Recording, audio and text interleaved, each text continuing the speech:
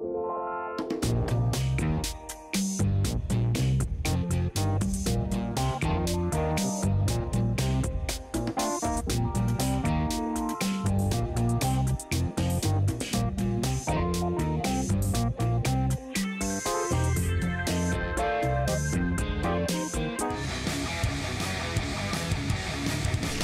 watching EVH and Gear TV, brought to you by Design 39 Media. Visit design39media.com for all your website, photography, and video production needs.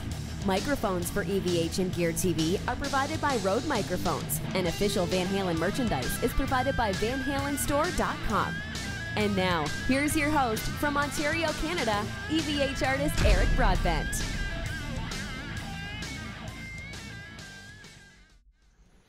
Hey everyone, it is the weekend. Happy Friday the 13th to you all. It's spooky favorite Friday the 13th. We don't usually have shows on Friday the 13th. Kind of a nice celebration. And of all the dates I was given to offer to my esteemed guest tonight, Mr. Jeff Pilson, he picked Friday the 13th. So we are here to entertain you for this Friday the 13th and hopefully warm up your weekend.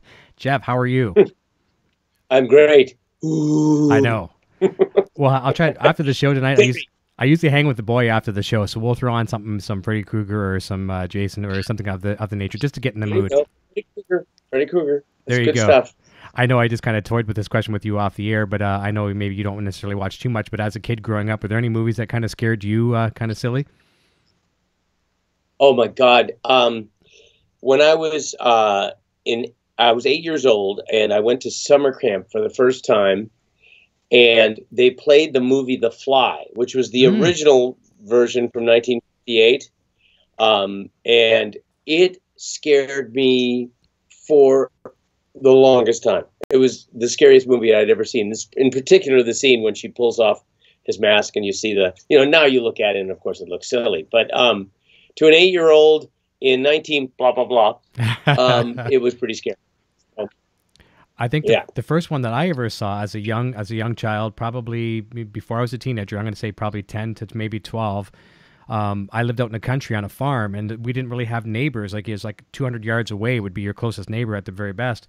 And my parents went away, and then it was the first time being home, and I watched The Exorcist. And it was really messed me up, because when you're on the farm, you hear all these noises outside, and you're watching this, and I mean I was so scared I could not wait for my parents to get home. Well, I saw The Exorcist as well, but I saw it at a drive-in with my girlfriend, and needless to say, I didn't see much of the movie. I can imagine. That was when I was a junior in high school. So yeah, I can imagine. It probably wasn't too much of the screen that was being watched. Correct. Nor the concession stands. No, maybe afterwards. Afterwards, yep, that's right, for sure. Listen, we're going to jump over to the chat here in a minute and say hi to a bunch of people. Everyone, thank you so much for jumping in this Friday evening. We hope we warm up your weekend for you. I'll just say hi to a few people right off the get-go. We've got Scary Groove, Patrick DeCola from scarygroove.com, runs a fantastic George Lynch website. Pump for Tonight says, good luck, Eric. EVH Leopard's here. Big Foreigner fan, awesome band. Mississippi Treasure Hunter. Quentin James is here. And Mark Thorne 66, a big Dokken and Foreigner fan. Hello everyone. So we're gonna have a lot of your fans here tonight. Carlo Santin, a fellow Canadian, says happy Friday. It's going to be an ugly weekend in these parts. Freezing rain, snow, and ice. Hope you're warm wherever you guys are. Yeah, I've heard that forecast. It's going to be very bad. Be careful if you're on the roads, if you're in the path of that. Let me see. Cold Gin 5150. Hey Eric and Jeff. Joseph Sherman. Hello from Colorado. Kurt Singer. Hey Eric, hello everyone. Dokken was a huge influence on me growing up in the 80s. This is very, very cool. Max Rader's here. Constance is here. JD Gonzalez. The Tactical Six String. This is great. I play Dokken jams every time I pick up my guitar. Truly classic. Thank you, Jeff, for the 1980s. He's thanking you personally for the entire 1980s. Wow. So there you go. Jesus. Did I elect Reagan and everything? Wow. I guess you did. You are responsible for the 80s, and I must thank you too, because I kind of live in the 80s, and I don't think I'll ever escape it. Well, it was a fun era. It sure was. I wish I was responsible for more than I am, but I'll take the thanks for my small part. Hey, very small. Honestly, no, you've done a lot. It's amazing. Someone was saying today, because obviously we're on a Van Halen themed show. And, right. Michael Anthony, the bass player in Van Halen, is obviously a huge, the ex-bass player, we'll say bass player, a huge catalyst in that band. And a lot of people were saying you were the Michael Anthony of Dokken, and the way you contribute vocally and bass. I mean, it's a huge compliment to me. I think Michael is incredible, and always thought he was underrated as a bass player. His singing is spectacular, and he's a hell of a nice guy. He is. Hell of a nice. Yeah. He's absolutely. He's a gem of a human being, and like I say, way more talented than he ever got the credit for. So I agree. That's a huge compliment. Thank you. And that's what's funny as well too. A lot of people say, okay, you have Michael Anthony bass line, you know, bop, bop, bop, bop, bop, one finger kind of thing, or an open string. You listen to some of the things that he does. Now, sure, some of those things are just, you know, a staccato kind of riff. Some of those things are absolutely insane. You isolate some of the bass tracks, it's like, okay, there's some stuff going on there. Well, and listen, it's also about feel. Mm-hmm. And it's about the right parts alongside the other parts. It's about the songs. And to me, Michael did all that so incredibly well. I mean, there was a magic in their groove, especially live. I mean, well, they got it on recordings too, of course. But live, man, there was just something about the way the three of them played together that was so amazing and magical. And I am not taking anything away from Wolfgang. Wolfgang is a fine. But, you know, with any chemistry situation, you change the player and you change the chemistry. And, you know, Michael was so underrated in that. And his contribution to the Van Halen musical chemistry as well as the vocal chemistry is just, like I say, so underrated and so undeniable in my book. So anybody that ever wants to give me that compliment can give it to me all day long. That's awesome, for sure. And you do a very great justice. Just with the new track that you released, which we'll get into later on, that's going to be on with the new bonus record that's coming out next week. I could not get over the thunder between you and Mick. I mean, rhythm section is the nucleus, no matter what. I mean, I'm a guitar player. I love guitar, and I like to watch the lead guitar player just go off on crazy solos and stuff like that. But you got to have a solid foundation. And I mean, if I could have isolated you and Mick on that, the thunder, absolutely amazing. Well, thank you. And you know what? Mick and I do have something special. You know, we have a thing. I mean, just as a rhythm section alone, I mean, we also do vocally and personally. I mean, Mick is just a wonderful human being. Mm-hmm. Yeah, just as bass player and drummer, we kind of learned a lot together, and I learned a lot from him. And I think we came to appreciate a lot of the same things. And I think we were very focused from the very beginning on shaping our sound into something that really worked. You know, we became a trio format very soon. I mean, on the very first tour, Dom played guitar, but then it got abandoned after that for quite a while.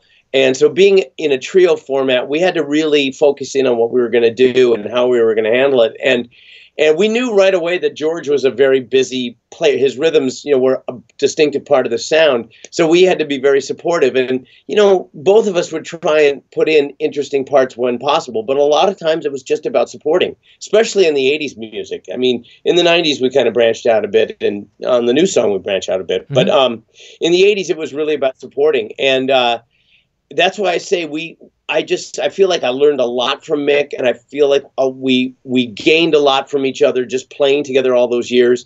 And we were really focused together, and I think that chemistry holds up today, which makes me very excited. Yeah.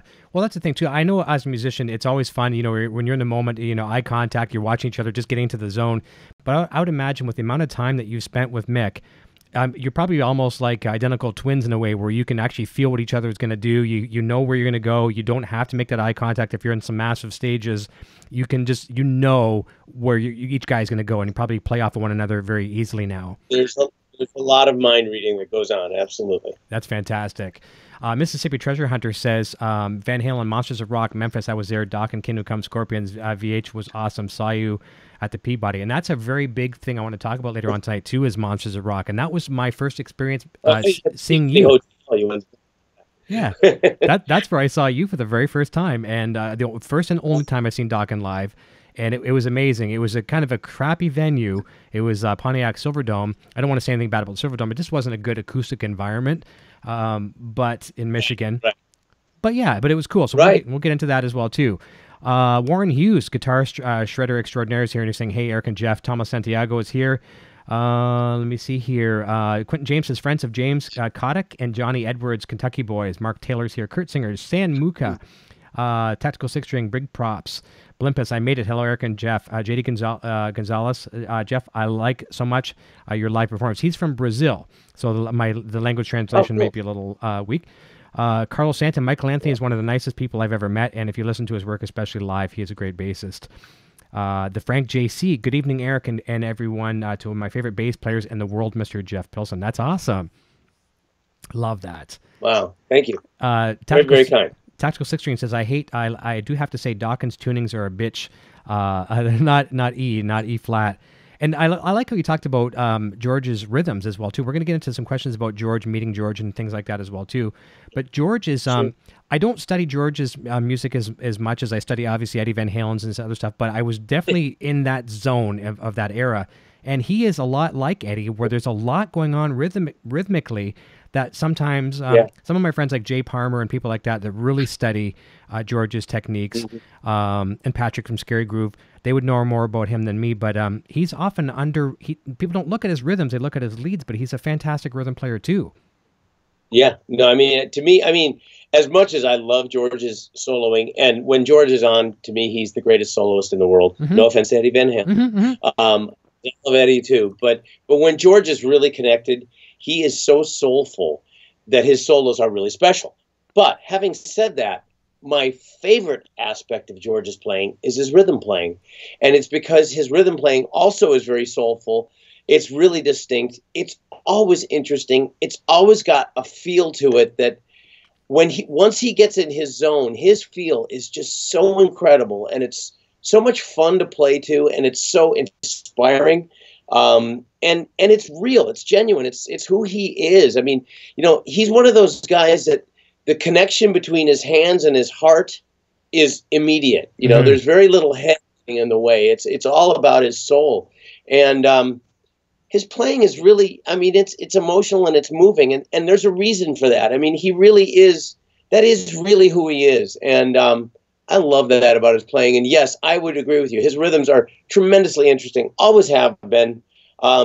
He was the first guy, when I first moved to LA, he was the first guy, because I knew about Van Halen and everything, but he was the first guy that I actually saw up close and was watching, and it just so captivated me how interesting his rhythm playing was.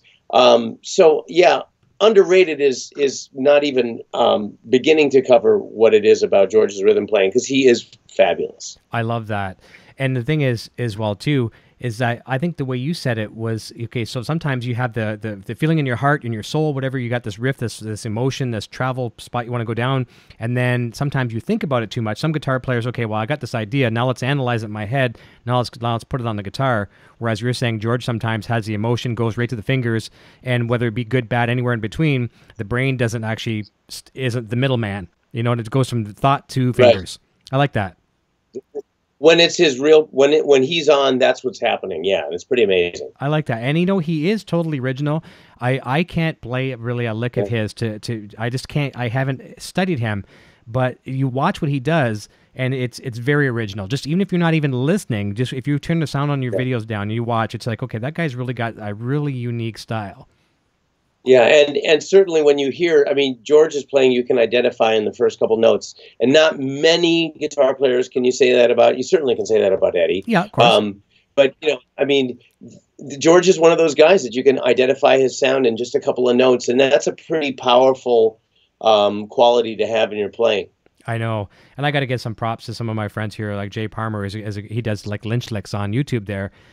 People like that can duplicate that kind of stuff. Like I like to do Eddie Van Halen stuff, and I can do okay with that, but I would fall so flat on my face doing a George Lynch, and so people that can do that, props to you, man. It's fantastic.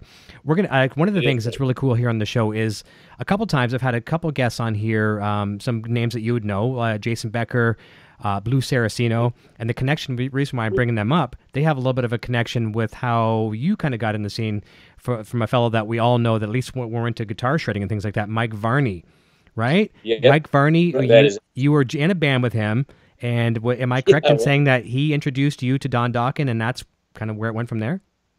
That is absolutely true. Yeah, right.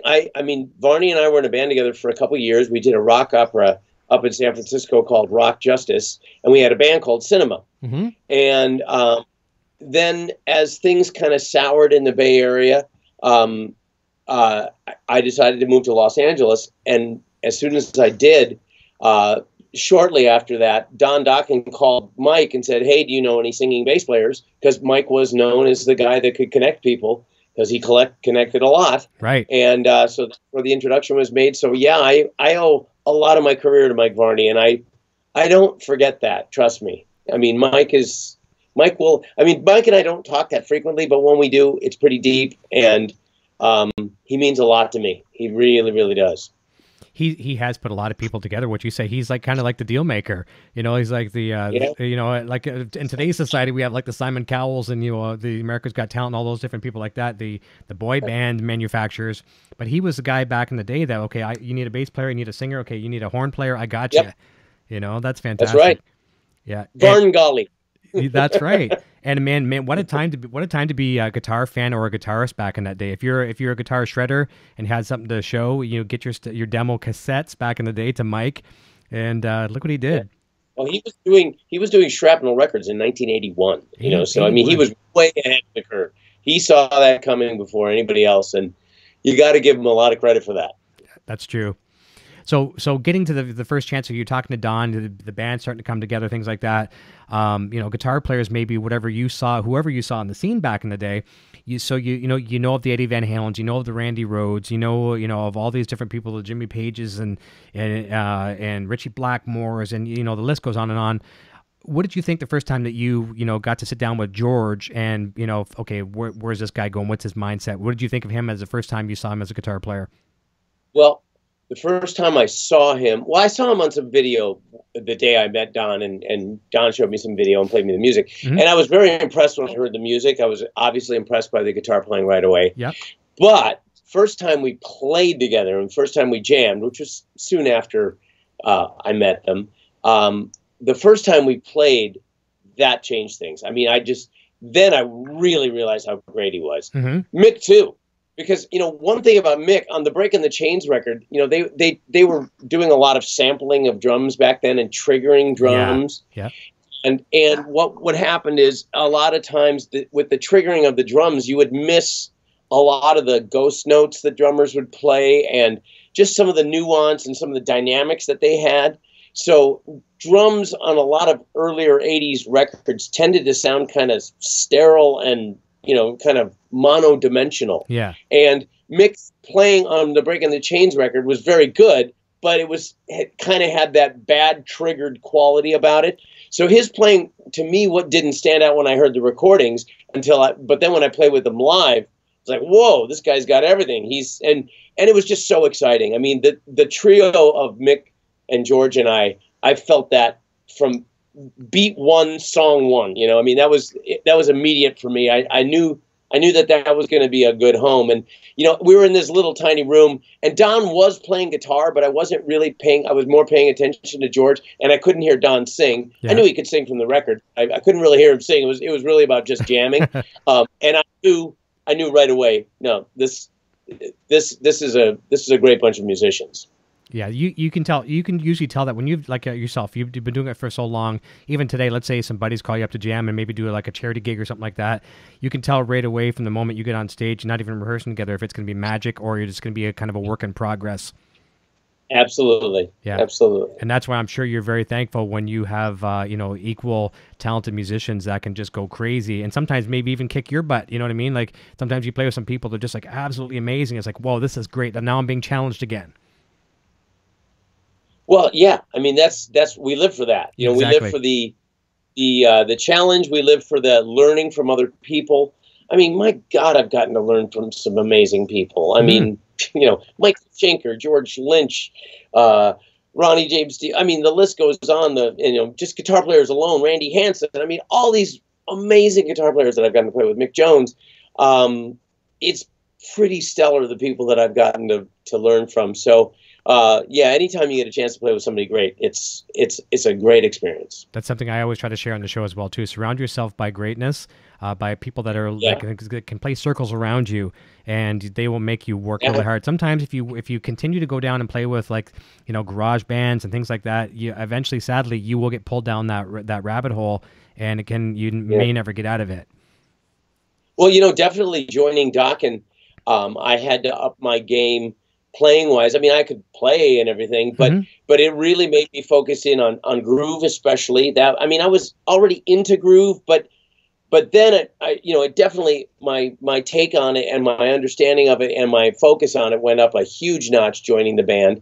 And George, I mean, playing with George, I had to up my game. I mean, not that I was going to do the tapping and everything, like a lot of the guys did, but it made me up my game. He comes up with licks sometimes that they can be a challenge to play on the bass underneath him. It was definitely a situation where I had to up my game, and that's great. I mean, it makes you fall in love with your instrument again, which is very, very important. You got to stay in love with your instrument. I know. That's something I've critically learned. The minute you get complacent about it, it's over. I agree. Here's a question I didn't have for you, but it's something that, like the 80s was obviously very, very special to you. I mean, it launched a great career for you. And a lot of us tend to keep going back to that. Now, sometimes we look back, and I'm sure you even look back at your, some of the videos, and you get the hair and the spandex and all that kind of stuff. And, we all do. We look back and we kind of laugh like, ooh, that was scary. But it's a really important part of our lives. Scary? Yeah. Well, scary. If you mean like an 80-year-old woman looks scary walking down the street. Yeah. Well, you and I are close to the same age, and I really live in that zone. You're 35 too? What's that? You're 35 as well? That's right. That's right. No, but I tend to live in that era, and I really like it just for the soul. I mean, I like some of the grunge that came out a little after. I like some of the rock today. Some. I don't, not much, but I like some. But I tend to always go back and, people say, man, dude, you're stuck in the 80s. I'm like, I'm proud of it. I am proud of it. Like anything I write now has an 80s feel to it. It's because of people like you, your bands, and a lot of other bands too. But what do you think it is about us today? Maybe a lot of guys, but there's some girls involved too. What is it about that 80s rock that just has a special place in a lot of our lives and probably will for a long time? Rock and metal, both. Well, when you think about it, I mean, it was a pretty distinct era between the sound, the styles. I mean, some people will, critique the lyrical content. I myself critique the lyrical content of a lot of 80s songs.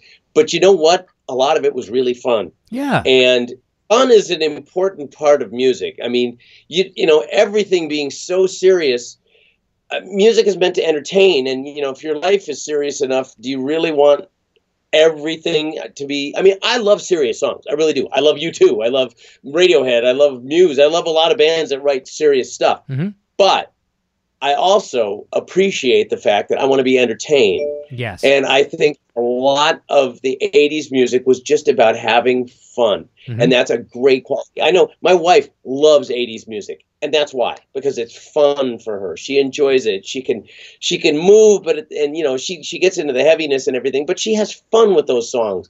And not only did they bring back good memories, but they are fun songs, and you got to give credit to the people that wrote those songs. Somebody like Poison, who I never looked at as musical. No. Any high degree of musicality, but my God, they wrote fun songs and they entertain people, and that's a big part of it. That's right. A lot of us, guitar players or bass players, drummers, whatever, we look back and say, okay, well, it's not exactly a lot going on there. However, we'd be real hypocrites if we didn't say we were tapping when our girlfriends or wives or whatever watching the band, we're tapping our feet and fists in the air. I mean, it moves you, right? It's music that moves you, no matter what it is. Yeah, I love That's right. And also, when you think about earlier 80s stuff, a lot of that, there was some technically challenging stuff going on. It was funny. I was at the gym today, and "Lay It Down" by Rat came on. Great song. And I was listening to it. I was, wow, this is really great. I haven't heard this for a while, and this is like really great playing and cool riffs, and I mean, what a great vibe. And there was some musicality in some of the earlier LA metal kind of stuff that was really, it was underplayed because I think the vibe and the image and the whole glammy, fun LA thing was so prevalent. But I mean, there was some serious musicianship in there. Early Dokken had some great musicianship in it too, if I may say so myself. Oh, of course so. And there was a lot of those bands that really, they could play. I mean, my God, that's another part of it that I think attracts a lot of people to it. I mean, the guitar playing, you know, yes, it got a little overdone, and yes, it got a little generic after a while, and it got a little bit where, you know, samey, where a lot of people kind of sounded the same. But let's face it, the guys that mattered, the Eddies, the Georges, the Warrens, you know, and the list goes on. They were serious players that really had something to say and played incredibly well, and no wonder people appreciated it. It was great. Agreed.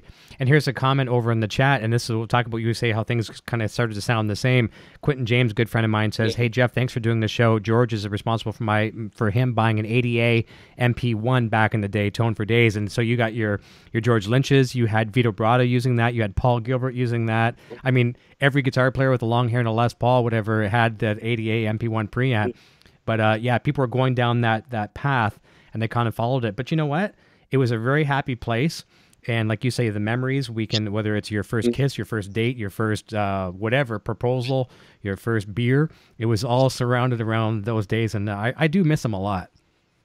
Yeah. Well, you know, I mean, that's another part. See, for me, I'm a little bit older in that, you know, I certainly didn't have my first kiss in the 80s, I'll tell you that. I know. So it's a different set of, you know, memories for me and nostalgia for me. The nostalgia kind of goes for me to the, I mean, what a fun place LA was in the 80s. I mean, it was a huge party every night. And, you know, maybe that's a bit vacuous, but it was really fun. I mean, you know, we go to the Rainbow every night. A lot of times the party would end up in my little apartment on Fountain Avenue in Hollywood till 3, 4, 5 in the morning. You know, this tiny little apartment, but somebody had to have the after Rainbow party. And, you know, I had my share. And it was just so much fun. It was really fun and exciting, and what a great youth. So those are my nostalgic memories from that.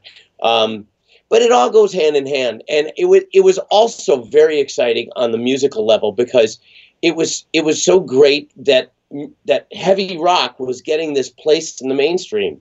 That was a real cool thing. And maybe that took away some of the rebelliousness over time. But it sure felt great at the time, and it was sure fun, and you know, we all felt like we were on top of the world, and that's kind of a nice place to be. Exactly. And you know, what I really miss about that too, and here in Canada, it could be different than where it is for you, but over the past 10, 12 years, like here in Canada especially, bars have been dying down. They've been closing up. In a lot of towns, cities, whatever, bring in the non-smoking laws. Once the non-smoking in the bars came in, people like to smoke and they like to drink, and they go hand in hand. So when they brought in these laws banning smoking in the bars, it really killed a lot of bars. A lot of bars just closed the doors and they shut down. I can remember the day, and especially where you're from, in the days back in the 80s in the club scene back there. But in a small town, Ontario, there could be, and when I'm saying small town, like maybe 30,000 people at the time, there would be 6 to 8 big rock bars with a wait, like 30 people deep outside the door waiting to get in.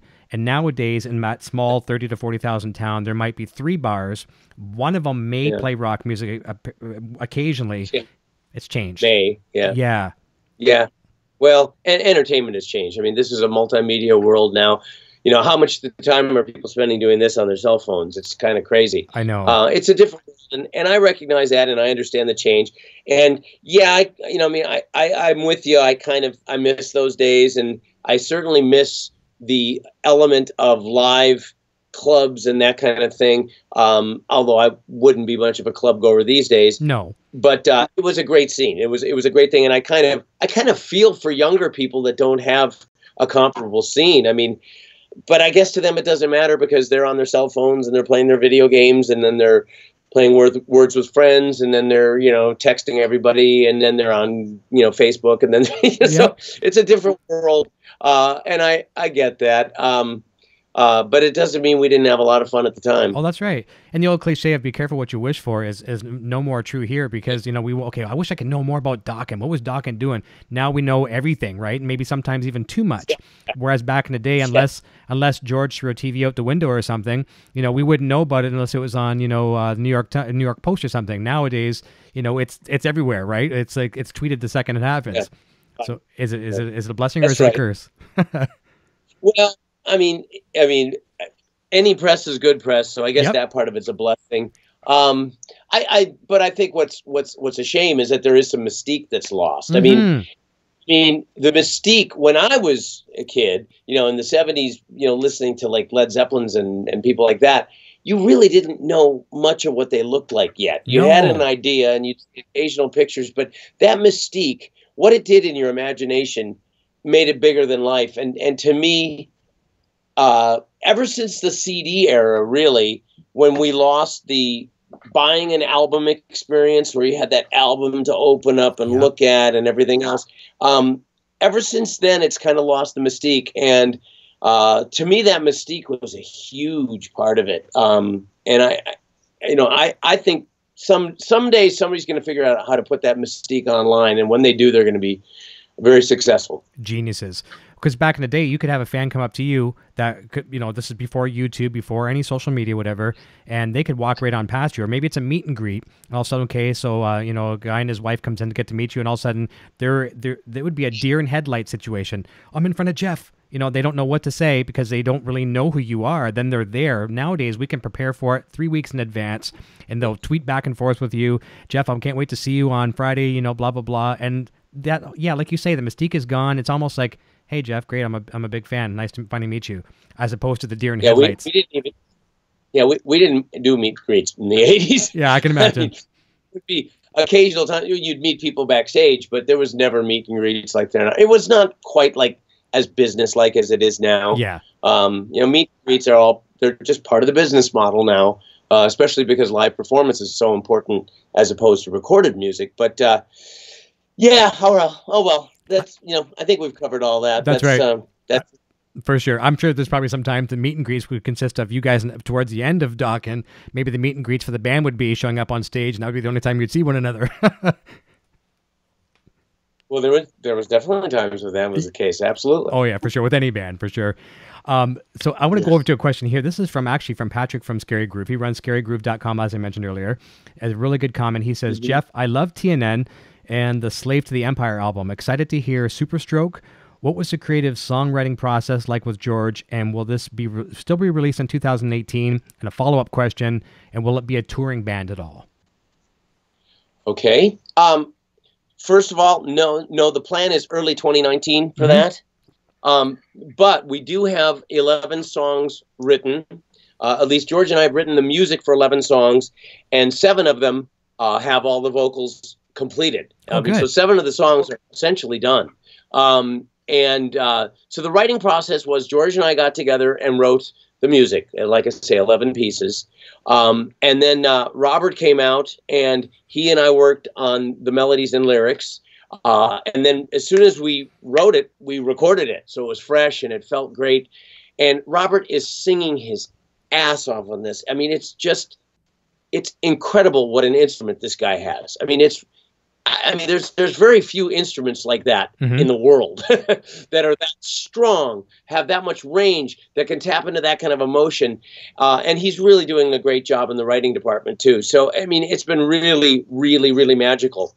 So the plan is early 2019. There's going to be 11 songs. There is a Japanese bonus track, which was an acoustic remake that we did of one of the songs that came out really cool. And George and I, we redid all the music acoustically, and he did an acoustic solo that is just so wonderful.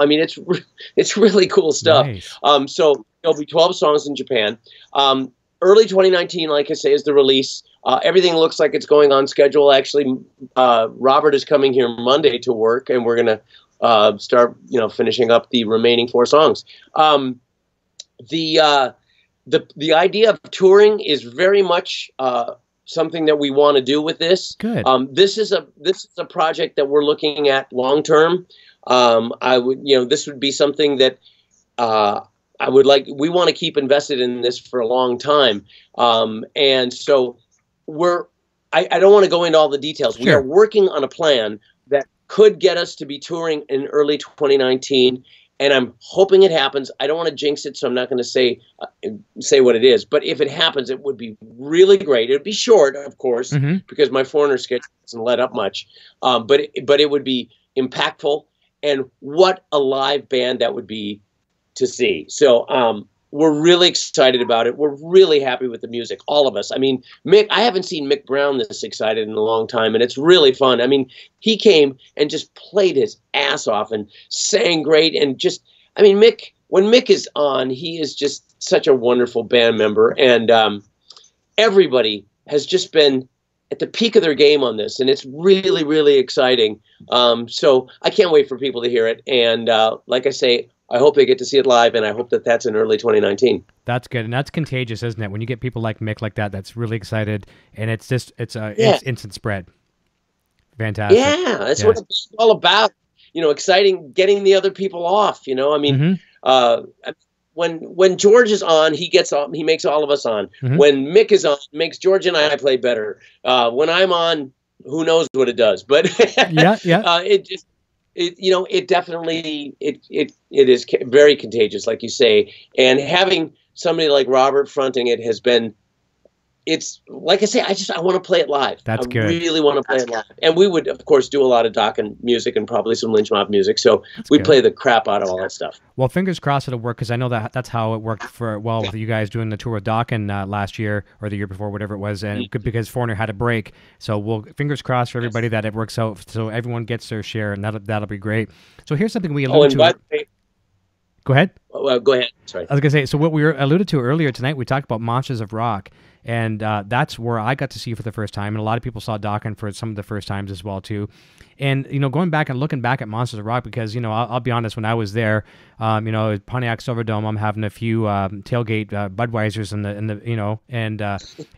partaking a little too much. So I had to actually go back and relive the Monsters of Rock through Wikipedia and everything like that, which isn't exactly the best. Didn't even realize it was a 2-day event there. Why didn't you just take pictures on your cell phone? Yeah, I didn't have one. And actually, I don't even think I had a camera back then, a 35 millimeter. But anyways, so we're there partaking in a great venue. You guys, Van Halen, Scorpions, Kingdom Come, Metallica. And I felt so embarrassed one day. I'm talking about this show on the air, and I'm like, I named all the bands except for Metallica, and I was like, I forget the other band. And people were in the chat were like, Metallica? I'm like, okay, sorry, yeah, I forgot. They're just a small warm-up band, right? But anyways, so reliving this tour, around 30 some odd dates. I'm just trying to, going back and research the tour. And there's a good documentary out there. Someone produced it, like a kind of a fan documentary. There's a lot of Dokken stuff in it. And I didn't realize how there's a lot of plaguing of the tour, not just you guys. Like, there's technical problems here and there. The very first show, people were throwing AstroTurf up on the stage and food fights and all that kind of stuff. Is there any truth to that tour as far as being like a kind of plague for problems, and anything you can be, whether it be funny, horrible, that you can contribute to that scenario? I wasn't aware of any kind of a curse going on by any means. I do remember something funny that happened to us. The very first show, which was at Alpine Valley in Wisconsin. And back then, as I was talking about earlier, we used to do these drum triggers where to try and get a bigger drum sound, you have this little trigger thing that would be put on the drums that would then create a sound that the sound man had to use a sample that would sound really good over the PA. Right. Well, somehow that first day, and of course the first day was a cluster, you know what? I'm not sure if I say that word on here, but anyway, a cluster intercourse. Yes.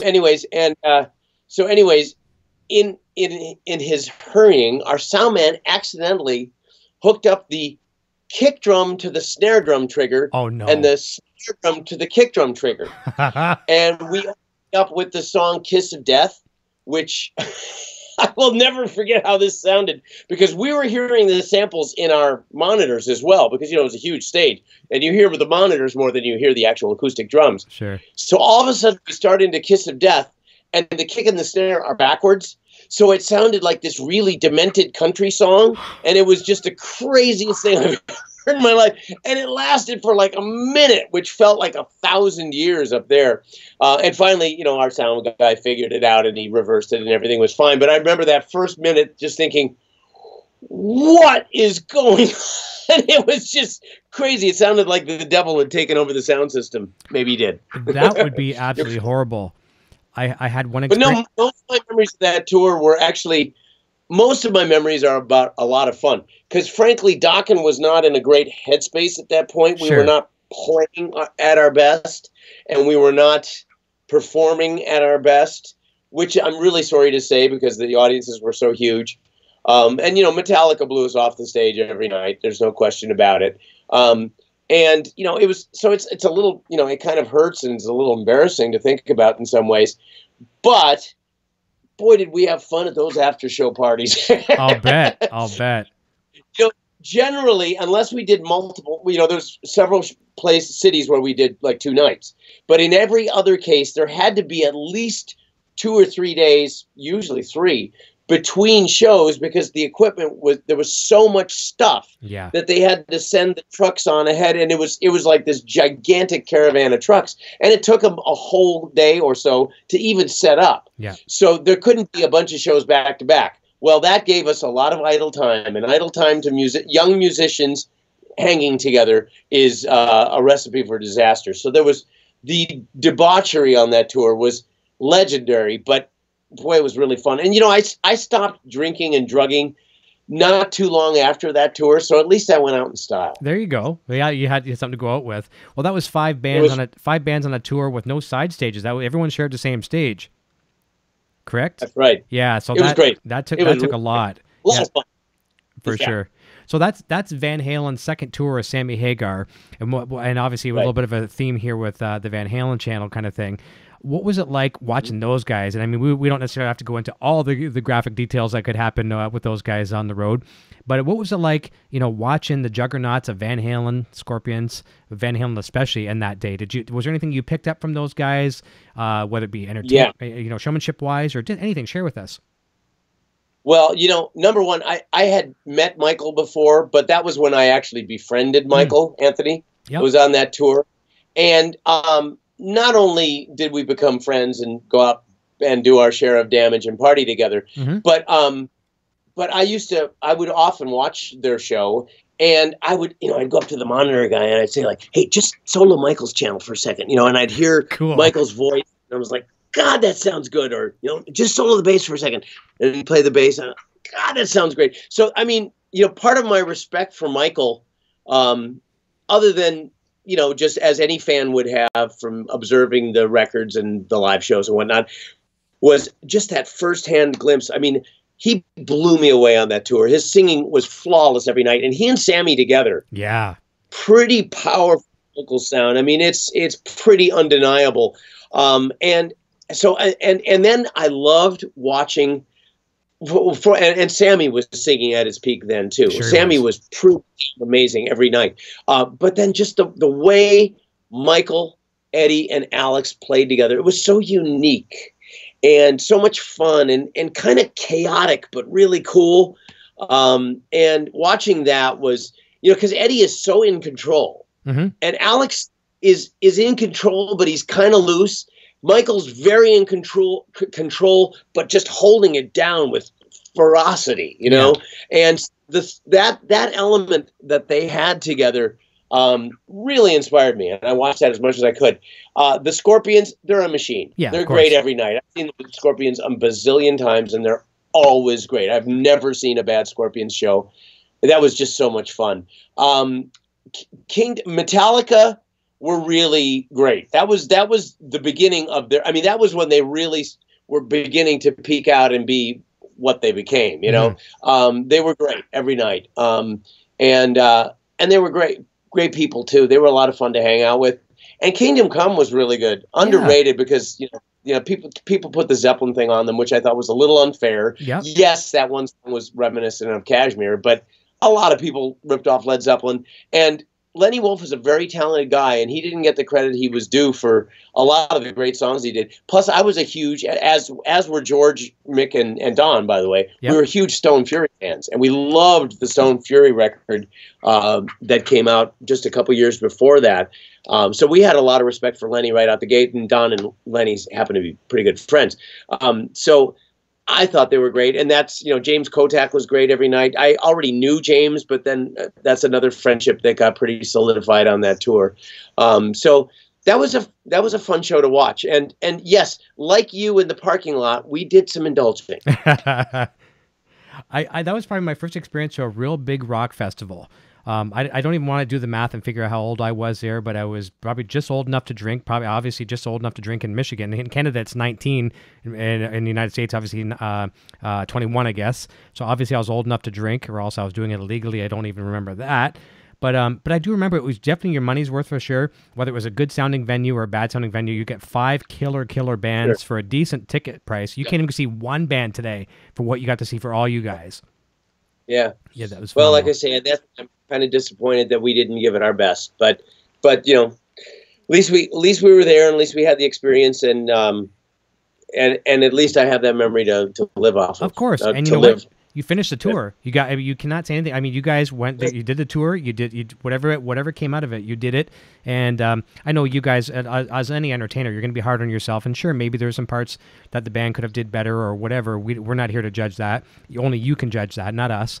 But you did it. You have the memories, like you say, and we're all thankful for it. I'd like to see some more videos of that. I've only seen a few bootlegs here and there. I'd like to try to research and find some more to relive that, because that's before the days of the YouTube. Nowadays, we can see 50 different camera angles.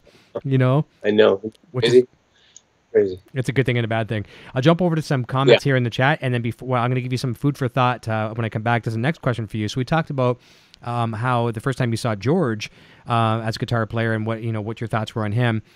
You can think about this, your first time ever hearing, this could be as a kid, first time hearing Eddie Van Halen, teenager, whatever, and what your thoughts were on him. So that you think about that, about the Eddie Van Halen first experience, hearing him, and we'll come back to that in a second. So we've got Rich Stillman in the chat says, hey, Eric and Jeff, not enough people talk about the Lynch Pilson Wicked Underground album. Jeff's great vocals and George on fire for sure. And other people, Mark Thorne 666 agreed. Quentin James says shared a few to Face Planet pages. Let's get some more viewers. Max Rader, can you ask him about Superstroke? Superstroke, yeah. I think we cut it. Yep, for sure. I think we cut it. Yep, for sure. Tactical Six Stream says, man, I've seen Dokken live probably 8 to 10 times. You guys played Portland, Maine a lot. Wow, 8 to 10 times is fantastic. That's like me with Van Halen. I wish I could say I've seen you guys that many times. It just wasn't. I wasn't into it at the time. At least in the areas. Sure. In areas, right? So I'm from a small town, Ontario. The only place I could see you guys would be Detroit, maybe Toronto. So it was. I'm kind of stuck in the middle of nowhere. You know what I mean? So to see you was very tough. Yeah, it was harder.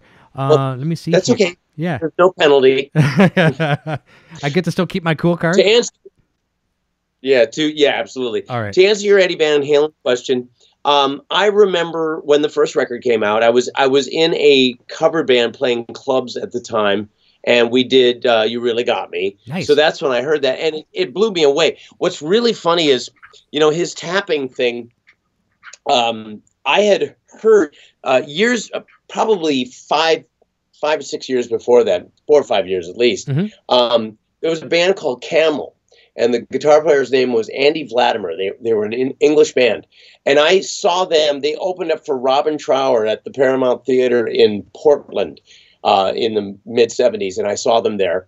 And I remember clear as a bell that Andy Vladimir, he played something and he went, he tapped. And it was the first time I'd ever seen it. Not tapping like what Eddie did, but it was the first time I ever saw that kind of thing. Yeah. And when I first heard Van Halen, I go, he's doing that thing that Vladimir guy did. But holy crap, listen to what he's doing. And it blew my mind, like everybody. It was otherworldly. It was like another planet.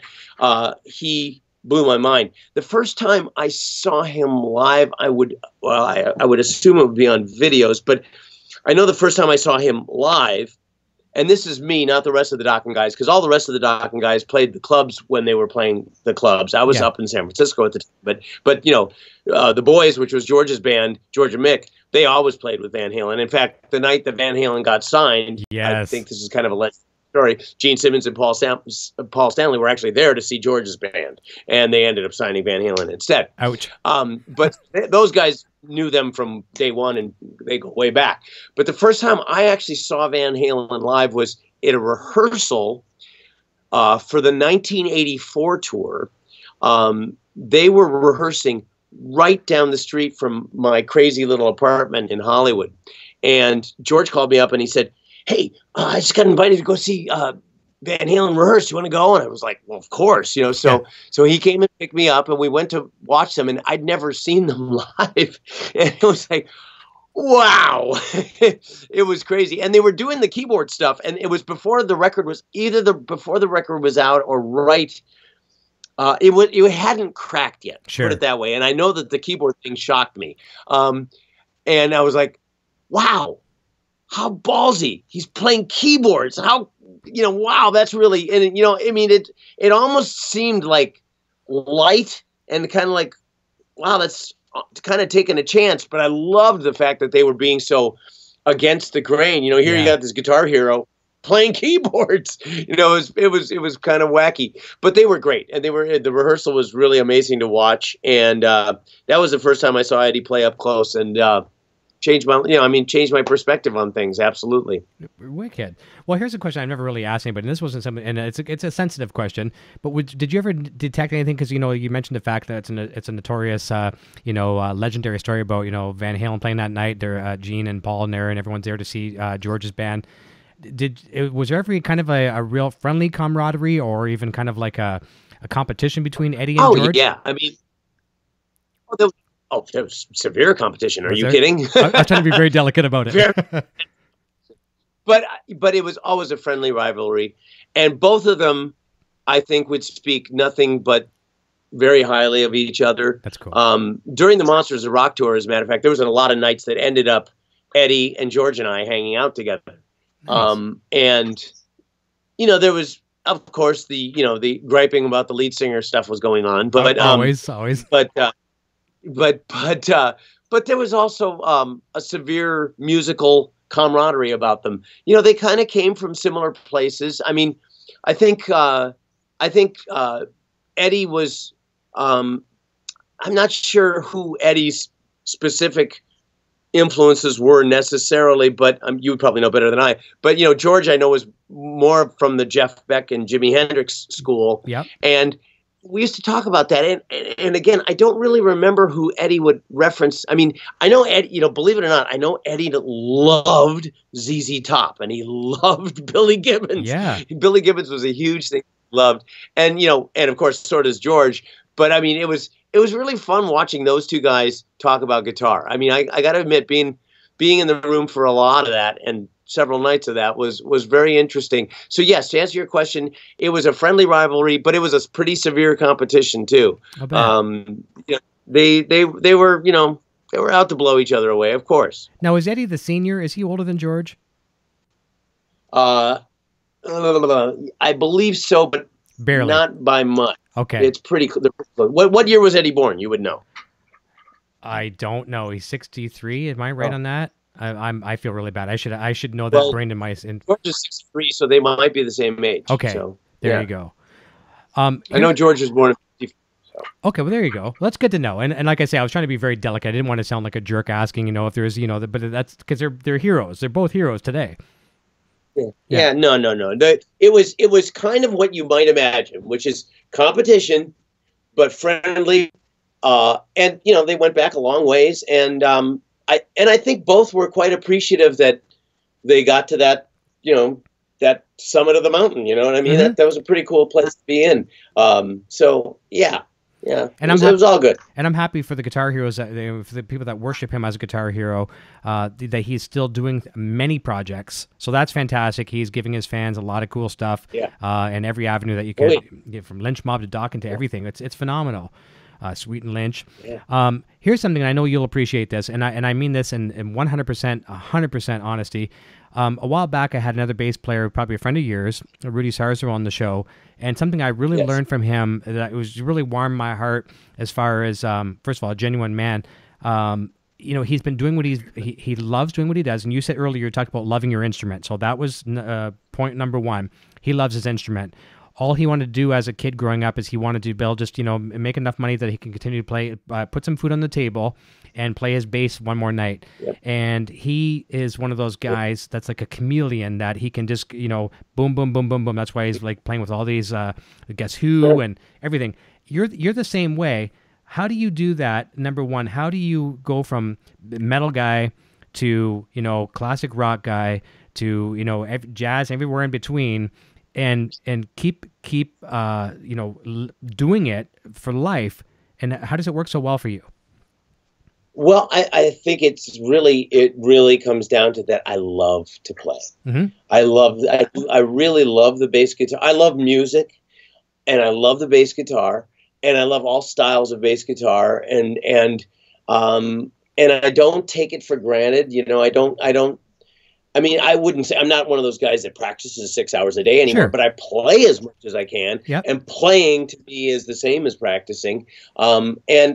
And I love to play. And I mean, one of the things that keeps me sane on the road is that Bruce Watson, the guitar player in Foreigner right now, and Michael Bluestein, the keyboard player, who also plays a lot of guitar, the three of us jam as much as we can before shows, just, improvising. Mm-hmm. And that keeps me sane. It's good for your chops. It keeps your musical mind, sharp.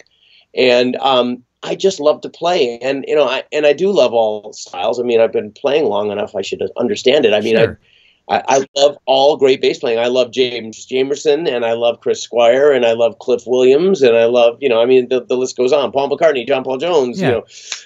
Ian, I mean, you name it, Roger Glover. I mean, everybody. I love all the greats. Entwistle, they're all great, and I love them all, and I've tried to learn as much as I can and from all of them. So I think it's fairly easy for me to go from style to style and band to band or whatnot, because it's not that big a deal to me. It's just playing well within the songs that you're doing and in the style that you're doing, and I love doing it, so it's easy. I hear you. And like you say too, you talk about Mick coming to the band with being so contagious with attitude, and I think you do that to the bands too. And I think maybe that rubs off, and people know that about you. Is like, okay, when Jeff comes to the project, he brings.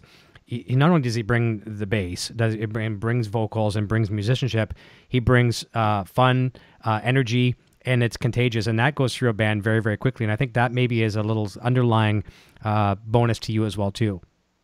Well, thank you. I think that is partly true. I mean, and it's genuine. I mean, I'm enjoying what I'm doing, and I love the music. So, yeah, I guess that is contagious. I mean, it's like same with Rudy. Rudy's just this really positive human being. I love that. And being around Rudy has this very comforting feeling about it. And he's a very organic person. Mm-hmm. It's very real. And I think bands need people like that too. Yeah. Mick Brown is kind of like that too. Mick Brown just has something very real about him that is somehow comforting. Yeah. So, but thank you. That's all taken as. Oh, and by the way, I ended up seeing that Blabbermouth review that you talked about. Yes. I didn't think it was as scathing as you mentioned. I really, honestly didn't. I thought it was somewhat fair. Yeah. And it kind of makes me want to bring up something that I think kind of needs to be addressed about the whole DVD CD that we're coming out with here Next week. And it's something that I kind of wanted to. I sort of wanted to put this in writing somehow on the CD, and for some reason we never did it. But what their main complaint with the DVD was that it was kind of hodgepodgey. Yeah. That it was. Obviously, this was taken from Japan and the show is here and blah, blah, blah. Well, that was done on purpose. Sure. Number one, and I've got to say, I think Chris McCarville, who edited the video, did a more than spectacular job at putting this thing together with what he had to work with. And Don, for his part, did great work at putting this together. It was not an easy task. Mm-hmm. The film was spotty. We didn't have a lot to choose from. Most of the show is from South Dakota, and that was partly because that was the only show that had some professional video, although it didn't come out great, to be perfectly honest with you. And there was a lot of technical problems with it. There was cameras missing, and there was a lot of problems. But the performances George and I chose, and we chose them because we listened to everything. And that show, most of the performances of the songs were the best from that night. And maybe it was because it was the first night. There was just some kind of a magical energy about it. It was chaotic, mm-hmm. but it was very magical. But of course, because the whole concept was going to Japan, we needed to include Japanese footage in it. And of course, the Japanese shows, the Loud Park show in particular, which was, 40,000 people or whatever, that looked the best. Those performances weren't necessarily the greatest. So we knew that we were setting ourselves up for the criticism that it was going to be a little bit pieced together on the video side. But in defense of Don and Chris, who did it, I think they did a great job. I wish we would have mentioned it so that people don't go in thinking that they're seeing this naked, live, raw video. It's not that. It really isn't that. And honestly, we didn't have the good. It wasn't there. The Loud Park show was very well shot. But the other thing about the Loud Park show, there was no audience mics on the audio part. So that was a huge crippling effect. Because we yes, of course you can add a little bit of audience, but you can't add people going, "It's not love." You can't do that. Sample library that has that in it. So that immediately meant that show was not usable for a lot of the audience participation things. So the DVD, it is what it is. It's meant to be a hodgepodge. It's not meant to be one performance only. It's meant to be an encapsulation of the whole tour. It is a combination of shows. It is a combination of, even within songs, there's pieces of video from other performances. It has to be that way to make it listenable or to make it watchable. And I think they did a fantastic job. We really did concentrate on the audio to make sure that it sounded great. Of course. And that we got the best performances. And because of that, the video portion was very difficult to do, and I think that they did a great job. And so, again, what the reviewer on Blabbermouth said, I mean, his points were well taken, but I just think that you have to go into it understanding that it's not going to be that live, raw, experience of one show. It's an experience of the entire tour that sounds good, that has the best possible video we can put to what we have. Here's my opinion on this, and tell me if I'm wrong. I'm a video editor myself, and I'm a video producer. That's what I do for a living. So first of all, we're lucky enough to have this. So you guys, you didn't think this would ever even happen. You get back together, you do some shows, a handful of shows. So we're graced with that. First, lucky strike for us, number one. So what this reviewer is talking about, and I might have blown out of proportion, and but the fact is, okay, so hello, we're here, and then all of a sudden it's a Japanese crowd, and the thing is, so what do you want to do? You can't go back and, okay, we have to rent this auditorium now and get 500 fans to come in and pretend to be we're live again to fix the edits that were lost. It is what it is. It's perfect. It's perfect. Which is why a disclaimer of some sort might have been kind of helpful, but that's why explaining it here, because I think it's important for people to understand that. And again, I'm very proud of it for what it is. Of course. But that's also the reason why I'm so glad that we have a new song on there and that we did these acoustic remakes to give them a little more bang for the buck. I agree. And just here us as Van Halen fans on this show, we are just dying. We don't think we're wondering if Van Halen's ever going to tour again, and that's a question I have for you as both a fan and a friend of Van Halen, and also a touring veteran. And it would be a question before we wrap up tonight, whether you think we'll see them do anything more. But I mean, as fans of bands, we want whatever we can get. You guys don't owe us anything, but we will take anything you will give us, whether it's a 8mm from back in the day, or a Handycam, or a 4K red camera. We'll take whatever we can get. But so we're lucky. So I think we're just blessed whatever you give us, and I'm looking forward to that. April 20th, as far as I know, is the release date of that, right? You're not 100% sure on that, but think so. I know I'm horrible with dates. It's okay, but it's somewhere there. So yeah, it's certainly pre-orderable now. I know you can order it now, so that's the thing. Fantastic. Well, thank you. That's very kind that you're appreciative. But I mean, I look at it like it's our duty to the fans to give them the best possible product we have. We can. And the only way to give something that we felt was up to our standards was to make it a combination video of different shots from different shows. And as much as that's not 100% authentic, it's what to me and to all of us was the best possible outcome of with what we had to work with. And again, I think they did a great job, to the point that I'm very, very proud of what they did. And you get to see a little bit of our personalities in there. We left a little bit of rawness in there. And there is some kind of a manic, chaotic energy that especially on the songs from that first show in South Dakota, Yep. that really resonates. It's like, I mean, you don't want to ideally record a band, the first time playing together in 20 years, Yeah. and at least that would not be the ideal circumstances. But having said that, somehow the craziness of the situation gave it an energy, an edgy energy that somehow translates. And I will say, the gentleman that mixed it, a guy, I have to give props to Bob Daspit, who mixed that the audio, and he just did an insanely wonderful job, and he really made it sound like what we were hoping it could sound like, and that's a big part of it for me. So I'm very, very excited. Again, I feel like we owe. You say we don't owe you anything. I feel like we do. That's cool. I had a wonderful career because of fans, and I don't ever forget that. That's I cannot forget that. That's, to me, it's really critical. If you lose track of that, I think you've lost track with the actual part of you that connects to the audience. And as an artist, your whole objective is to connect with the audience. So I could never lose that. And I could never take for granted the audience being there. I mean, the fact that people 35 years later want to see us play blows my mind. So we're always going to do our best to try and give the best product we can. Well, that's phenomenal. And myself, I'm a diehard Van Halen fan, and I love Dokken, but I'm not the diehard guy. I can't name the facts. I can't do all this kind of stuff like a lot of the people that are watching the show because of you tonight. But one thing I can say, outside looking in, from what I read in interviews and things I see online and just what I feel from you, I feel that you are a big catalyst in making these things continually to happen. And I just want to applaud you for that. I mean, I'm not going to say you're the only guy that's making it happen, but I think you are a strong contributor to making things continue to go forward for that band.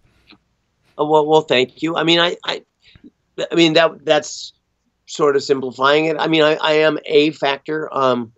I think everybody knows in the band that my agenda is for the band to come off as best as possible. Mm-hmm. I mean, not that we don't all feel that way, Sure. but for them to trust me to produce the audio is a pretty big thing. It is. And I don't take that lightly because, Don's a producer in his own right. Everybody in the band has great ears and has great musical instincts. So for them to give me that responsibility, I don't take that lightly at all. Mm-hmm. But I think they know that I'm going to give it my 100% and that I'm going to do my best to make sure everybody comes off great. So maybe that helps make it a little easier. I hope so. I mean, that's kind of what a producer's supposed to do. Of course. So I'll take the compliment from that angle. It's a lot of elements, and Dokken's a complicated beast. Yeah, I know. I can imagine. Yes. Here's a question for you. This may be a very hard one, but I like to always ask this. This is a Foreigner and a Dokken question. And with both bands, it's iconic catalogs. I mean, we can all sing, whether we know the guitar parts, whatever. There's iconic catalogs. Is there a particular song, one song each from each band that you can just, and especially this is cool because you didn't write necessarily the songs in Foreigner. You've had a lot of writing, contributions in Dokken. So you're more like a fan in Foreigner contributing, and a physical contributor to the songwriting in Dokken. But is there a song for each that just playing live is just, you are completely, you're timeless, you're weightless, you're away from the audience, you're just in the zone? Can you name a song for each band that really takes you there? Wow. I know it's a tough one. It's hard to narrow it down to one per band. Okay. But I'll give you a couple examples. I mean, when I was in my formative years, to me, the song "Waiting for a Girl Like You" was like one of the greatest ballads ever written. I just thought it was an amazing composition and recording. I always felt that way. The melodies, just the sound of it, the feel of it, everything about it was really, really magical to me. So every night when I play that kind of goes through my head. And I'm like, wow, here I am playing. And there's a particular lilt to that song that, when we get it right, which is most of the time because the guys in Foreigner are very consistent, it just has a really magical quality. But then I go back to Feels Like the First Time, which to me, from the minute I heard it, I always thought was one of the greatest hard rock songs ever written. Just this powerful hook, this great groove, and it still works today. So, I mean, when we get to the chorus of that song, every single night, you can just feel the lifting quality in the audience, and it's just a tremendously well-written song. And you know, there's a lot of Foreigner songs that I would put in that category, but because First Time was the first one I heard, I think it's got a nostalgic spot for me that makes it incredibly timeless. And it just, I mean, I think somebody could come out with that song today. You know, of course, they'd do it some other way or whatever, but that hook would still work today, I think, like it did in 1977. I think it's that great. So many bands have covered their material. I mean, they've covered Dokken too, but I mean, Foreigner, it spanned so many bands, so many cover bands. I've even, like, Dirty White Boy to me was something that, because, you know, as a rock band, a 4-piece rock band, I could do that. And that's a big one to me. You know, that was a fun one to play. But what a great band. Yeah, no, as far as Dokken songs, again, there's a couple. Okay, I'm curious. I mean, there was at one point in the 90s when we were touring, I would sing Just Got Lucky, and Don would play bass on it. And, you know, we kind of just did that for fun. We didn't do that on the reunion tour because we were trying to stay more true to the 80s format of Dokken on that tour. And it just didn't seem right for me to sing a song in that format. But when we got to do that in the 90s, that was really special for me. Number one, because I was getting to sing, which was really fun. But that song, I really do enjoy singing that song. I mean, it's one of those songs that really resonates with me to sing. But then there's so many other ones live. I'll tell you one that was kind of challenging, but that was really fun to do during the Japanese tour was Dream Warriors. I was so enjoying doing that song. There's something about it that just sounded so wonderful. Plus, and we didn't include this on the CD because we didn't get a good recording of it from Japan, which is the only place we played it electrically. We did it acoustically in South Dakota, and that recording didn't come out well. But a song called Will the Sun Rise. Okay. We did that in Japan, and doing that live, I think all four of us really got off on doing that song. In fact, we tried it one day, and it was one of those rare moments where all four of us were like, wow.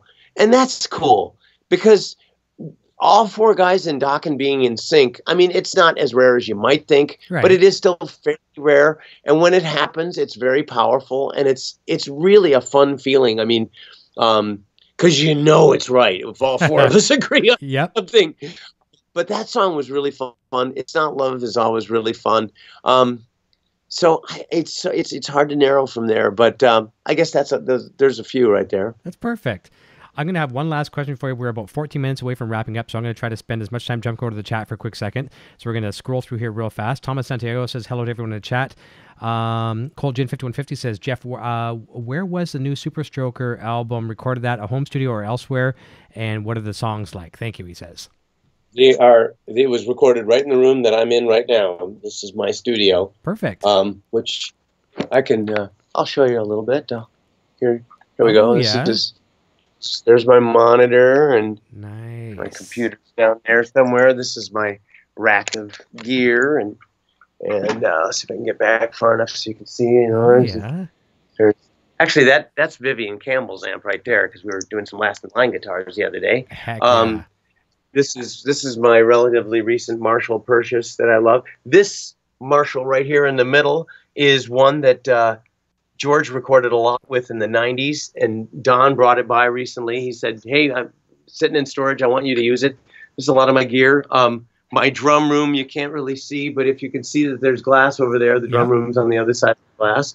Here's my back wall, and this is my arsenal of axes and cables, and there's my CD collection over there that I guess I can burn someday. But as you see, I have a few instruments lying around. So anyways, Super Stroke, as was the Last in Line record, both the first and second, were done right here at my studio. And I love my studio. My studio is absolutely wonderful. And what is the music like? If I had to describe it, which I guess I do, I would say that it's kind of Lynch Mob meets Dokken. It's very groove oriented, but it's got a lot of harmonies like Dokken does, and it there's a melodic quality that is maybe a little more melodic than your than a typical Lynch Mob record. So it's a little more melodic, but it is still very heavily groove oriented. But then there's also some musical twists. There's a couple places where we kind of stretch out and do some really interesting things. George is soloing on this record. There's some moments that every time I hear it, just give me goosebumps and the hairs on the back of my neck just raise. Like, I can't believe his playing is so inspired on this record. It's just so inspired. And Robert's singing it's melting material all the way through. So I guess if you're a Lynch Mob Dokken fan, you're going to love it. Somebody, the label Frontiers heard it, and they said it also reminded them a little bit of Badlands, the song, the group with Jakey Lee and Ray Gillen. So there's a heavy groove bluesy element about it. And like I say, but there is a lot. There are harmonies in spots, quite a bit of harmonies in spots.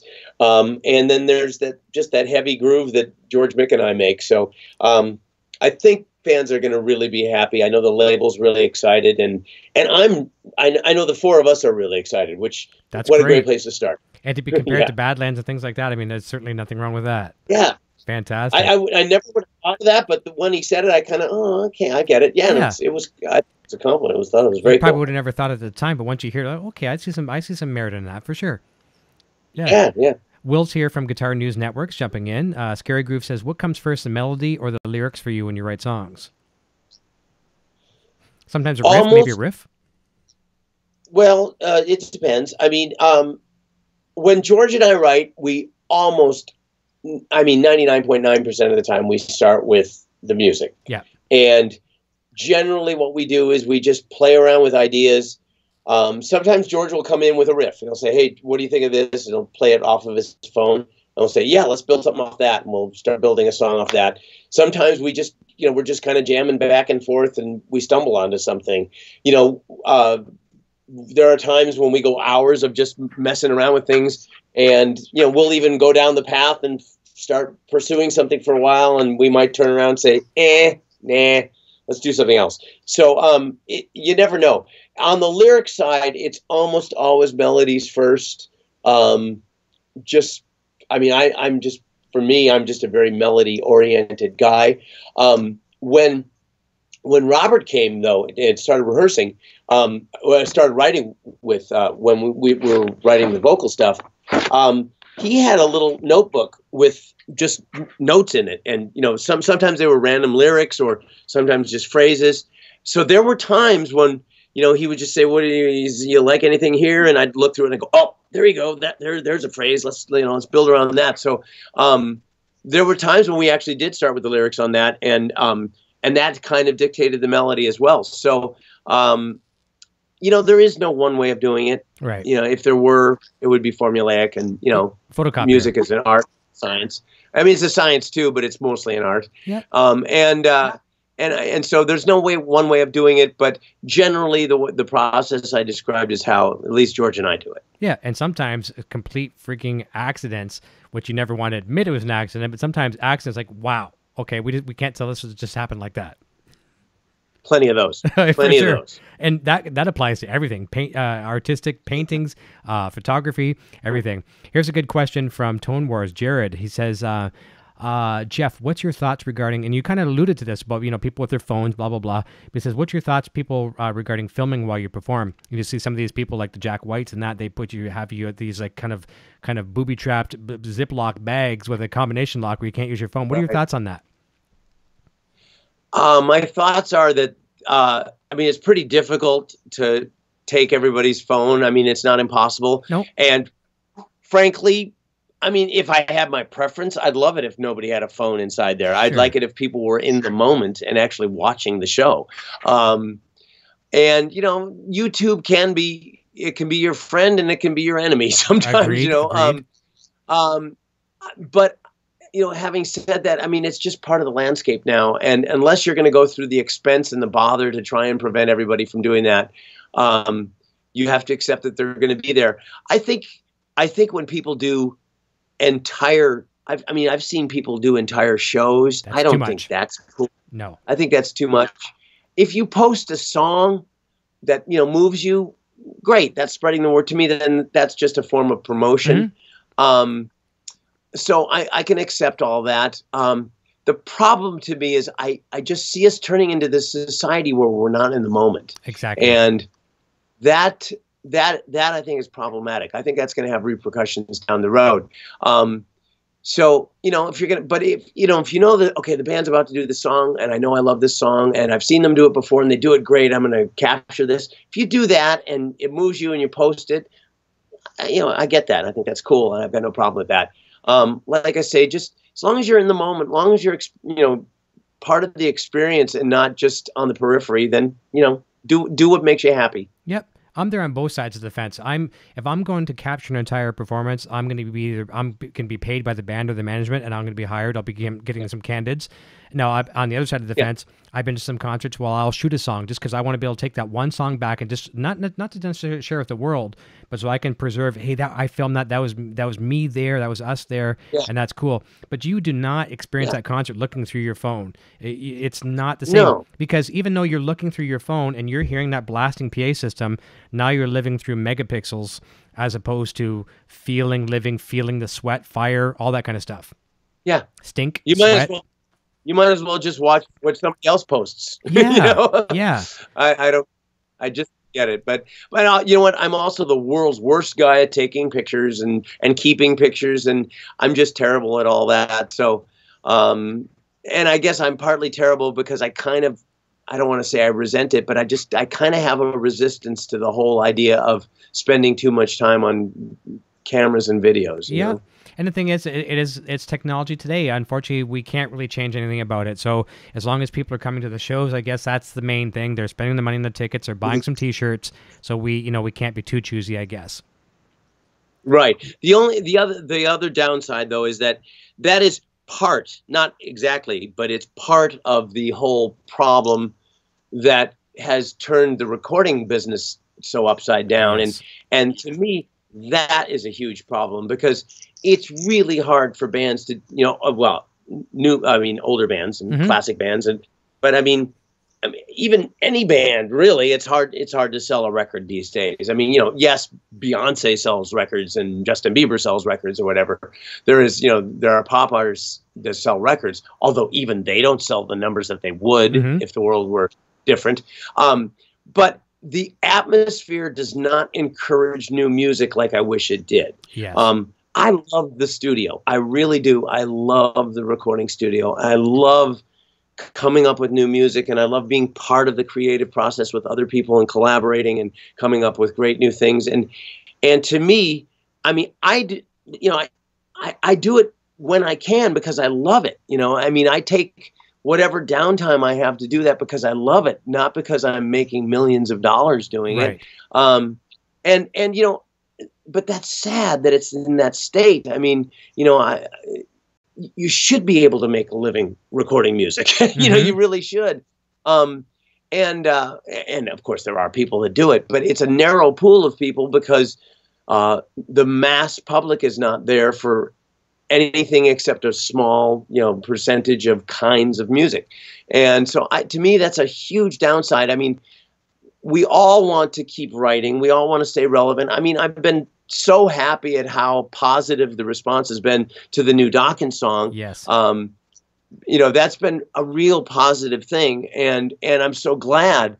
But it would be really hard to do a whole new record, but I think that's a shame because I would love to do a whole new record, and I think we've kind of gotten to a point in the music business. Somebody needs to invent a new way of monetizing the product so that we can encourage people coming up with new music again, other than just, the trendy bands of the moment or just the pop stars. Exactly.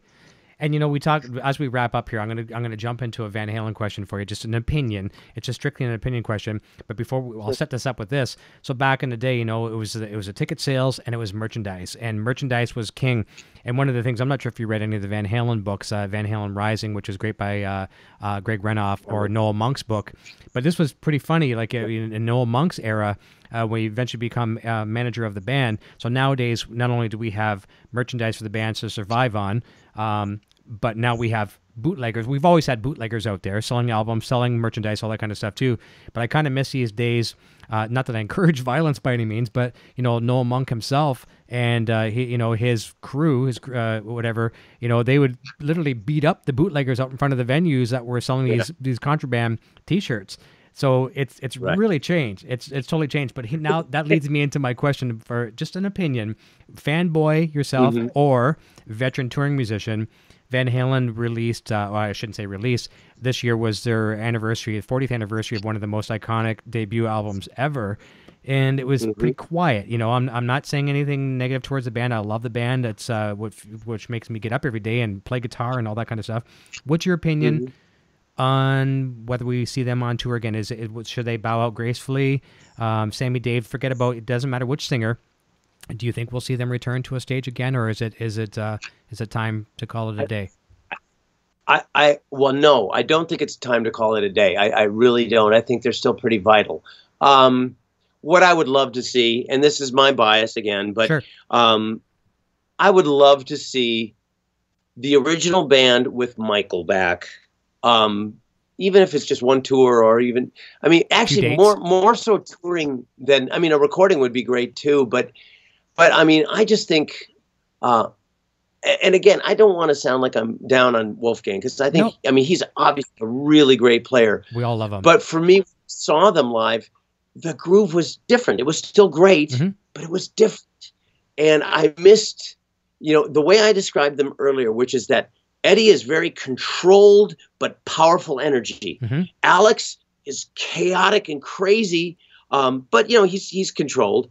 But both of them are they're out of their minds. Their playing is just crazy. And it was the way that Michael held it down, and it's like he didn't have to try. That was what was so beautiful about the way Michael could hold them down. He just held them down in such a natural, organic way that it made the beauty of what Eddie and Alex did really shine. And I miss that. That to me was a huge part of their magic. I'm actually, as a singer, I prefer Sammy quite a bit over Dave. Yep. He is a better singer overall. But Dave's entertaining value. He is just a genius frontman. So I'll take either singer. Although, what I think would be perfect is if they did one more tour where it was with Michael. Maybe the first half of the night is with Dave and second half with Sammy, or reverse, or whatever. But I would love to see one more tour. I'd love to see one more tour with those 5 guys. That to me would be, and again, not against Wolfgang, he's great. But I would, for my fan aspect, I would love to see that. And no, I don't think it's time for them to call it a day at all. And I think they're too vital, and it gets into the same thing. I think if there was a market for music and there was the incentives, and I don't mean just monetary. No, of course. But if there was more incentive to come up with new music, Eddie's a creative guy. They're all creative guys. And get them in a room and have them play together for a month, and they're going to come up with a killer record. So I would love to see one more from the original lineup. And again, for me, it's very important that Michael be there. But I agree that's with just that. me. I like that. And the fact that having both singers, and this has been talked about a lot, like a dual tour, number one, there's a lot of fans, the younger generation, that don't really know David Lee Roth. They come in on the 5150, especially Balance era. Balance tends to bring a lot of people in. A lot of people like that. I'd like to see it, and I do speak highly, all of us on the show speak highly of Wolfgang. I don't think we would have had a different kind of truth, and we wouldn't even have Van Halen even playing if it wasn't for Wolfgang. So he's the quarterback of that band. That's true too. He's a quarterback right now of that band. And the manager and everything else, I don't mean in a real sense manager, but you know what I mean. He's making that thing happen. Yeah. So I think it could be really good. Listen, I totally agree with that, and I understand all that, and I think that's great. That's why I say it's not to belittle him, but there is such thing as chemistry, and the magic that those guys had was pretty special. What they have now is really cool as well. It's just something different. Different is a good word.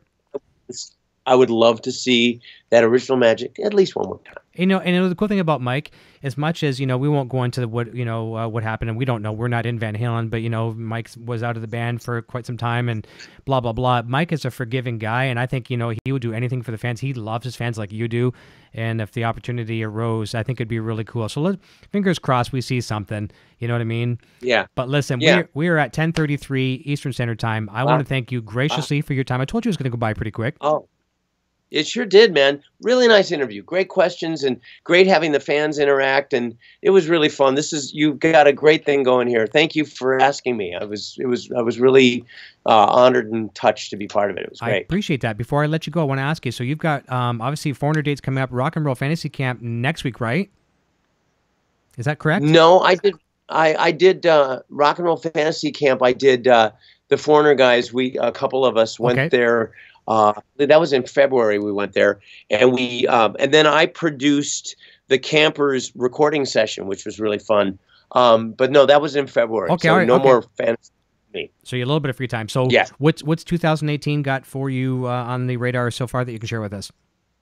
Okay, well, I leave Thursday for a couple weeks of just shows in the States around various areas. I think Texas and Biloxi and places like that. And then May 2nd, we leave for Israel. Wow. And we're going to play Israel and Romania and Bulgaria and some Eastern European places.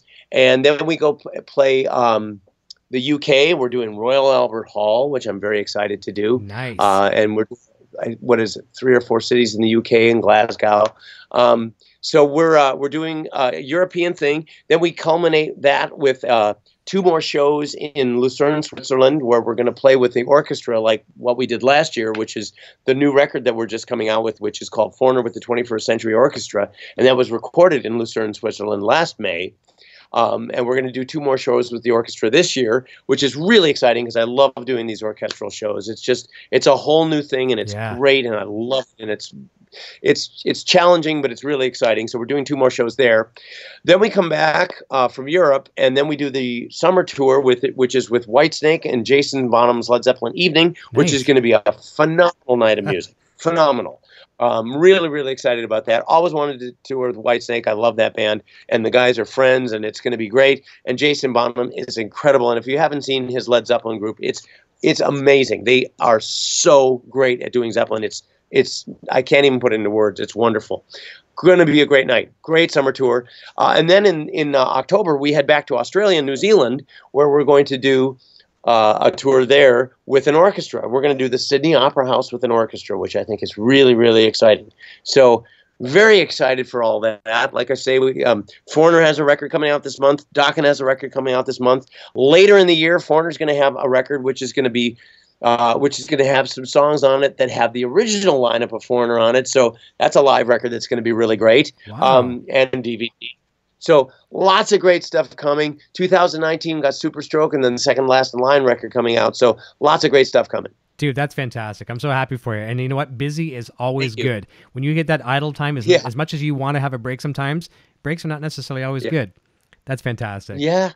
Yeah, well, I don't know what that even means anymore. So yeah, I can imagine. Down below in the description of my video, I have links to both your website, which has a lot of everything that you're doing. I also have your official Facebook page there as well. And thank you so much for sharing all this stuff on your platforms as well. Thank you. Thank you, man. I'm really appreciating that. No problem. I'm going to say goodbye to you off the air. Everyone, I hope we're able to warm up your weekend. That's my goal here, is to warm up the weekend. It's been nice to have Jeff here to help me do that. I'm back again on Sunday for my other show, the Helix Hour with the Line 6 staff, 3 p.m. Eastern Standard Time. Everyone have a fantastic weekend. It's looking like we're heading into spring here in our parts of the world. We're going to have some fun. Jeff, I'll say goodbye to you off the air. Everyone, we will see you real soon. Until next time. Cheers. Hey. I am now on Patreon. If you enjoy my content and wish to support my channel and what I do, then please check out my Patreon page at patreon.com/evhgeartv. Your support assures the continued growth of this channel and a fun community in which to share our love for Van Halen, music gear, and much more. My name is Eric, and I'm playing Dokken guitar. Video production services provided by Design 39 Media. Visit design39media.com for all your website, photography, and video production needs. Microphones for EVH and Gear TV are provided by Rode Microphones, and official Van Halen merchandise is provided by VanHalenStore.com.